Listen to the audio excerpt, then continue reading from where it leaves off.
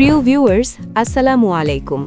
দর্শক, আপনারা নিশ্চয়ই জানেন মধ্যপ্রাচ্যের পরিস্থিতি এই মুহূর্তে কতটা উত্তপ্ত। রয়টার্সের মতো আন্তর্জাতিক সংবাদ মাধ্যমের ছবিতে দেখা যাচ্ছে বিস্ফোরণের পর বাহরাইনের রাজধানী মানামায় ভয়াবহ ধোঁয়া উঠছে। চারিদিকে এক থমথমে এবং ভীতিকর অবস্থা বিরাজ করছে। এই যুদ্ধ পরিস্থিতির কারণে ওই অঞ্চলে বসবাসরত প্রবাসী বাংলাদেশিদের জীবনের নিরাপত্তা নিয়ে এক চরম শঙ্কা তৈরি হয়েছে। আর ঠিক এই কারণেই মধ্যপ্রাচ্যের ৬টি দেশে দায়িত্বরত বাংলাদেশের দূতাবাসগুলো থেকে অত্যন্ত জরুরি এবং কঠোর সতর্কবার্তা দেওয়া হয়েছে। ভিডিওটি শুরু থেকে শেষ পর্যন্ত মনোযোগ দিয়ে শুনবেন, কারণ ভিডিওর একদম শেষে আমি আপনাদের এমন কিছু গোপন এবং অত্যন্ত গুরুত্বপূর্ণ তথ্য দেব যা হয়তো আপনি আগে কখনোই কল্পনাও করেন নাই। এই তথ্যগুলো আপনার বা আপনার পরিবারের কোনো সদস্যের জীবন বাঁচাতে সাহায্য করতে পারে। তাই এক সেকেন্ডও বাদ না দিয়ে পুরো কথাগুলো মন দিয়ে শুনুন। এই ৬টি দেশ হল লেবানন, কাতার, সংযুক্ত আরব আমিরাত, বাহরাইন, কুয়েত এবং ইরাক। আপনি বা আপনার পরিচিত কেউ যদি এই ৬টি দেশের যে কোনো একটিতে অবস্থান করেন, তবে আজকের এই নির্দেশনাগুলো আপনাদের জন্য জীবন মরণের প্রশ্ন হয়ে দাঁড়াতে পারে। প্রথমেই দূতাবাসগুলো থেকে যে কঠোর নির্দেশনা দেওয়া হয়েছে তা হল যে কোনো ধরনের সামরিক স্থাপনা বা ঘাঁটির আশপাশ থেকে সম্পূর্ণ দূরে থাকতে হবে। যুদ্ধকালীন সময়ে সামরিক স্থাপনাগুলোই সবার আগে হামলার শিকার হয়, তাই কোনোভাবেই এসব এলাকার কাছাকাছি যাওয়া যাবে না। অতি প্রয়োজন ছাড়া ঘরের বাইরে বের হওয়া সম্পূর্ণ নিষেধ করা হয়েছে। যতক্ষণ পর্যন্ত পরিস্থিতি শান্ত না হয়, বিপদ কেটে না যায়, ততক্ষণ নিরাপদ স্থানেই অবস্থান করতে বলা হয়েছে। এর পাশাপাশি যে কোনো ধরনের জমায়েত, সভা বা সমাবেশ এড়িয়ে চলার জন্য কড়া নির্দেশ দেওয়া হয়েছে। মনে রাখবেন, বিদেশের মাটিতে এই মুহূর্তে দলবদ্ধ হয়ে থাকাটা নিরাপদ নয়, বরং তা আপনার জন্য বড় বিপদের কারণ হতে পারে। এরপর আসা যাক সবচেয়ে গুরুত্বপূর্ণ একটি বিষয়ে। যে কোনো জরুরি পরিস্থিতি মোকাবিলার জন্য দূতাবাসগুলো কিছু জিনিস সবসময় হাতের কাছে বা নিজের সঙ্গে রাখার পরামর্শ দিয়েছে। এগুলো হলো নগদ অর্থ, আপনার অরিজিনাল পাসপোর্ট, স্থানীয় আইডি কার্ড বা আকামা, স্বাস্থ্য কার্ড বা হেলথ ইন্স্যুরেন্স এবং আপনার প্রয়োজনীয় ওষুধ। এর পাশাপাশি মোবাইল ফোন সবসময় চালু রাখতে হবে, তাই পর্যাপ্ত চার্জার, পাওয়ার ব্যাংক, শুকনো খাবার এবং খাবার পানি সবসময় একটি ব্যাগে গুছিয়ে হাতের কাছে রাখতে হবে। কেন এই প্রস্তুতি? কারণ যুদ্ধ পরিস্থিতিতে যে কোনো মুহূর্তে আপনাকে আপনার বর্তমান বাসস্থান ছেড়ে নিরাপদ কোনো আশ্রয়ে বা বাংকারে ছুটে যেতে হতে পারে। তখন গোছগাছ করার মতো এক সেকেন্ড সময়ও আপনি পাবেন না। তাই এই ইমার্জেন্সি কিট বা জরুরি ব্যাগটি এখনই তৈরি করে দরজার কাছে বা হাতের নাগালে রেখে দিন। এবার যে সতর্কতাটির কথা বলবো সেটি হয়তো অনেকেই অবহেলা করেন, কিন্তু এর পরিণতি হতে পারে ভয়াবহ।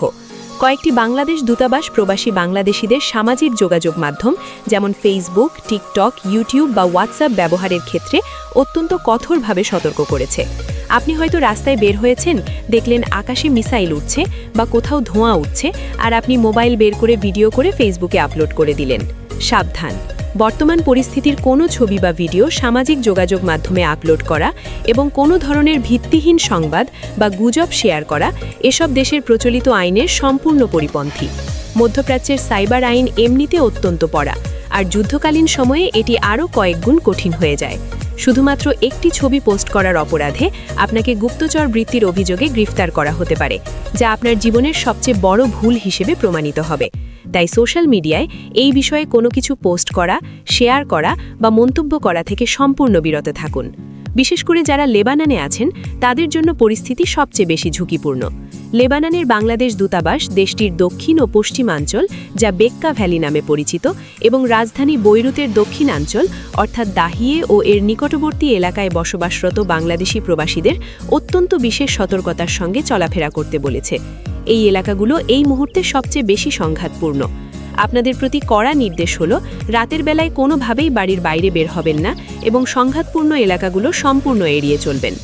দর্শক, যে কোনো বিপদে প্রবাসীদের একমাত্র ভরসা হচ্ছে নিজ দেশের দূতাবাস।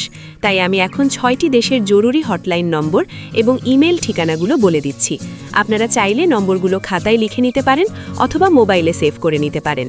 প্রথমে লেবানন। লেবাননের ফ্রন্ট ডেস্কের হোয়াটসঅ্যাপ নম্বর হল 71217139, হেল্পলাইন নম্বর 81742077 এবং হটলাইন নম্বর 70635278। এরপর কাতার।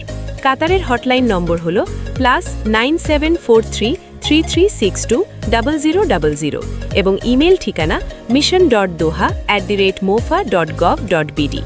সংযুক্ত আরব আমিরাতের আবুধাবিতে যারা আছেন তাদের জন্য নম্বরগুলো হলো +9715661172215, আরেকটি নম্বর +9710244615100। এছাড়া আছে +9715474393992 এবং +9715026433396। Email mission.abudhabi@mofa.gov.bd।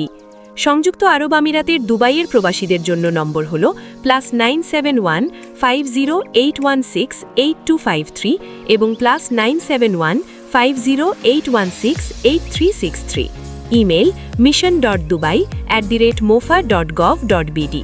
বাহরাইনে অবস্থানরতদের জন্য হেল্পলাইন নম্বর +97333755155। Email mission.manama@mofa.gov.bd।